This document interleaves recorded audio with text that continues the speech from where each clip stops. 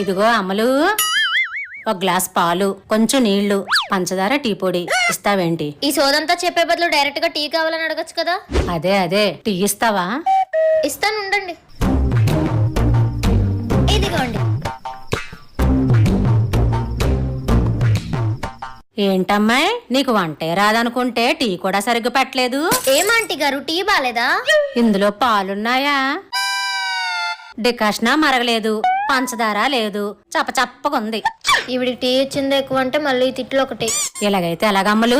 ఈ రోజు టీయే పెట్టడం రాలేదంటే రేపు పొద్దున్న అత్తారింటికి వెళ్ళాక సంసారం ఎలాగలాగిస్తావు నువ్వు? అంటే ఆంటీ గారు, మీరు రాకముందు అదే గ్లాసులో నేను టీ పెట్టుకొని తాగాను, అందుకే మీకు అలా ఉన్నట్టుంది. ఏంటి, నువ్వు తాగిన గ్లాసులో నాకు టీ ఇచ్చావా? ఇదేం బుద్ధి పిల్ల నీకు?